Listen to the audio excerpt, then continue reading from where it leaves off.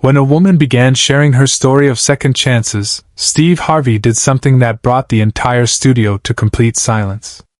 The lights of the Family Feud studio blazed as they always did. Families stood at their podiums, buzzers ready, the audience packed into the seats behind them. Steve Harvey held the microphone with that signature confidence, that smile everyone recognized. The game had been moving along perfectly. Laughter filled the room. Energy bounced off every wall. This was supposed to be just another episode, another round of quick answers and playful banter. But then a woman opened her mouth to introduce herself, and everything changed.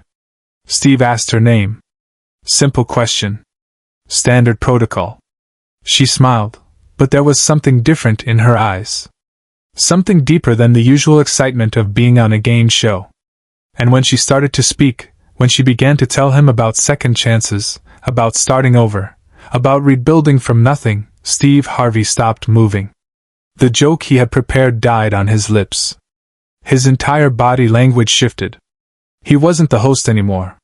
He was just a man, listening to another human being share something sacred. The producers in the control room didn't know what to do. Steve had gone completely off script. And he wasn't coming back. If you want to understand how one moment of authenticity can change everything, subscribe now and leave a comment, because the most powerful part of this story is still ahead. Her name was Michelle. She stood at the podium with her family behind her, 3 kids ranging from teenagers to early 20s, and her sister beside her. They had driven 12 hours to be here. Saved money for months just to make the trip. This wasn't just about winning cash. This was about something much bigger. Michelle had been telling Steve about her life, and as the words came out, the studio grew quieter and quieter. 2 years ago, she explained, she had nothing. She was living in her car with her children. A series of devastating losses had stripped everything away. Her husband had left. The house was foreclosed. Jobs disappeared. She found herself at rock bottom with 3 kids depending on her, sleeping in a sedan in a Walmart parking lot, washing up in gas station bathrooms, trying to hold together some sense of normalcy while her world crumbled. Steve's hand went to his chest. The microphone lowered slightly. Around the studio, you could hear people in the audience beginning to sniffle. The opposing family, who moments ago had been competitors, now stood completely still, their own eyes filling with tears. This wasn't about the game anymore. This was about witnessing someone's pain, someone's survival, someone's climb back from the edge. Michelle kept talking. She told Steve about the nights she would cry herself to sleep in that car, with her children curled up in the back seat, and how she would wake up every morning and tell herself that this wasn't the end. That there had to be something more.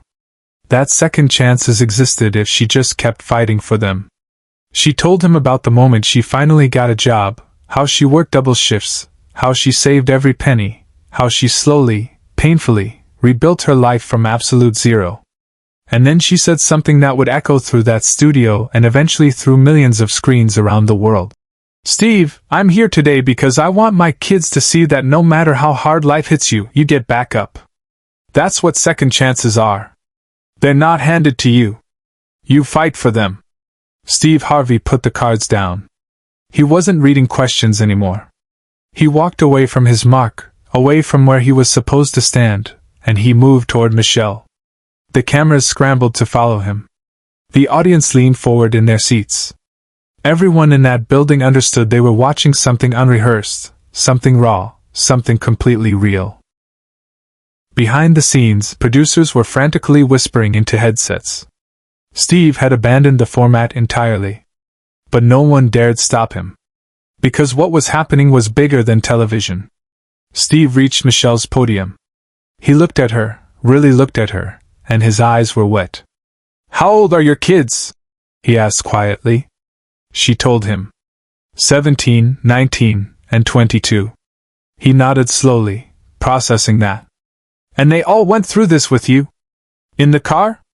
She nodded, tears streaming down her face now. "Every single night," she whispered. The studio was utterly silent. Not the kind of silence that happens when someone forgets a line or when technical difficulties pause production. This was the silence of collective empathy. Of a room full of people holding their breath because they knew they were witnessing something profound. Steve Harvey, the man who built a career on laughter and quick wit, stood there with tears in his eyes and didn't say a word for what felt like an eternity.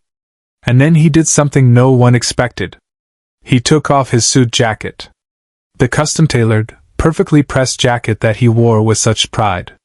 He held it in his hands for a moment, looking at it, and then he walked around the podium and draped it over Michelle's shoulders. The audience gasped. Her family members covered their mouths. The opposing team started clapping softly. And Michelle, this woman who had fought so hard to rebuild her life, who had come to this studio to show her children that resilience exists, broke down completely. Steve pulled her into a hug. Not a quick, polite, on-camera hug. A real one. The kind you give someone when words aren't enough. The kind that says, "I see you. I see what you've been through. And you're not alone." The cameras kept rolling, but it didn't feel like a television show anymore. It felt like church. It felt like community. It felt like humanity at its most essential. When they finally pulled apart, Steve kept one hand on her shoulder. He looked directly into the camera, his voice thick with emotion, and said something that would be replayed millions of times.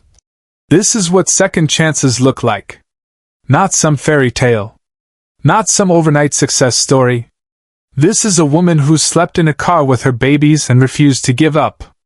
And if that doesn't inspire you to keep going, I don't know what will." Subscribe and share this story, because moments like this need to be remembered. They need to be passed on.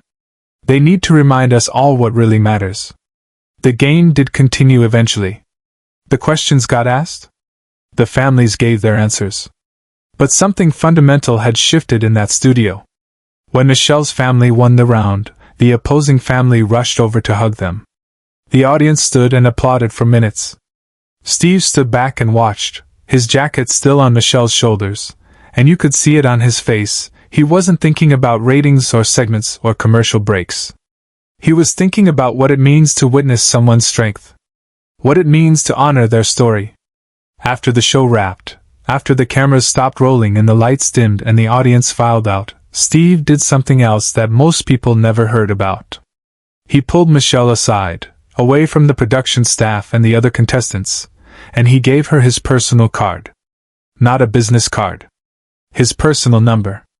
"You ever need anything," he told her, "you call me. You need advice, you need help, you need someone to talk to, you call." Michelle would later say that moment meant more to her than anything else. Because it proved that what happened on that stage wasn't performance. It was real. The jacket became a symbol in Michelle's house. She didn't wear it. She hung it in her living room, in a frame, with a small plaque underneath that read, "Second chances." Her kids would come home from school and see it there, a reminder of the day their mother stood on national television and told the world that she had survived. That they had all survived. And that survival is something to be proud of. Steve Harvey would talk about that day in interviews months later. He would say it was one of the most important moments of his career. Not because of ratings, though the episode would become one of the most watched in Family Feud history. But because it reminded him why he does what he does. "I'm not just a host," he said in one interview. "I'm a human being who gets to connect with other human beings. And when someone trusts you with their story, with their pain, with their triumph, you honor that. You stop everything and you honor that." The episode aired 3 weeks later. Within hours it was everywhere. Social media exploded. News outlets picked it up. People shared it with captions like, "This is why we watch," and "Faith in humanity restored," and "Steve Harvey is a real one." But beyond the viral moment, beyond the views and the shares and the headlines, something else happened. People started sharing their own second chance stories. In the comments, in emails to the show, in letters sent to Steve's production company, thousands of people began opening up about their own moments of rock bottom and rebuilding. One woman wrote about losing her home to a fire and starting over with nothing but a suitcase. A man shared his journey of beating addiction and getting custody of his daughter back. A teenager talked about surviving bullying and finding the courage to keep going. Michelle's story had cracked something open, had given people permission to acknowledge their own pain and their own strength. Steve kept that episode close to his heart. He would reference it in speeches, in his books, in moments when he needed to remember why authenticity matters more than polish. The jacket he gave Michelle? He had dozens of jackets. Expensive ones, perfectly tailored ones, ones that cost more than most people's monthly rent. But that specific jacket, the one he gave away on impulse, became legendary. Because it represented something money can't buy, the choice to prioritize someone else's dignity over your own comfort. Years later, Michelle's kids would graduate college. All three of them. Scholarships, part-time jobs, determination. When her youngest daughter walked across that stage to receive her diploma, Michelle sat in the audience wearing that framed jacket, just for the occasion. She took it down from the wall, put it on, and went to watch her daughter achieve something that once seemed impossible. And in her pocket, she carried Steve's card, worn now from being held so many times, a tangible reminder that second chances are real, that kindness exists, that one moment of human connection can ripple forward in ways we never imagine. Share this story. Subscribe. Make sure this message reaches someone who needs to hear it today. Because second chances aren't just about Michelle. They're about all of us. They're about every person who's ever felt like giving up and found the strength to take one more step. They're about the Steves of the world who use their platform not just to entertain but to elevate, to honor, to remind us all that beneath the lights and cameras and buzzers, we're all just people trying to make it through, trying to build something meaningful, trying to find our way back from the edge. The legacy of that day lives on. Not in television archives or award show reels, but in the hearts of everyone who watched it and felt something shift inside them. In the mother who decided to leave an abusive relationship because if Michelle could rebuild, so could she. In the father who went back to school because second chances don't have age limits. In the teenager who didn't end their life because they saw proof that rock bottom isn't the end of the story. Michelle would tell reporters later that the jacket wasn't just fabric to her. It was proof. Proof that her story mattered. Proof that someone with everything saw value in someone who once had nothing. When she got home that night, her kids asked if they could touch it. She said yes. They sat together on the couch, the four of them, passing Steve's jacket between them like a sacred object. Because in a way, it was. It represented the moment their mother's pain was acknowledged by someone who didn't have to care, but chose to anyway. The episode aired 3 weeks later. Within 6 hours, it had been viewed over 20 million times online. News outlets covered it. Social media exploded with people sharing their own second chance stories. But the real impact happened in smaller, quieter ways. In the single mother who saw Michelle's story and decided not to give up. In the father who'd lost his job and felt worthless until he watched Steve honor someone else's struggle. In the teenager contemplating ending it all who realized that rock bottom doesn't have to be the final chapter. Steve Harvey would say in interviews months later that giving away that jacket was instinct. I looked at her, he explained, and I saw my mother. I saw my sister. I saw every person who's ever been counted out and refused to stay down. What else was I supposed to do? That's the thing about authenticity. It doesn't calculate. It doesn't pause to consider optics or ratings. It just acts. The jacket still hangs in Michelle's home today. Her children, now all graduated from college, still stop to look at it when they visit. Because it's not just a reminder of a game show moment. It's a testament to what happens when someone chooses to see another person's humanity and honor it without hesitation. Steve Harvey stopped a game show that day. But what he really did was remind the world that second chances aren't given. They're earned. They're fought for. And sometimes they're honored by someone who understands what it takes to rebuild from nothing.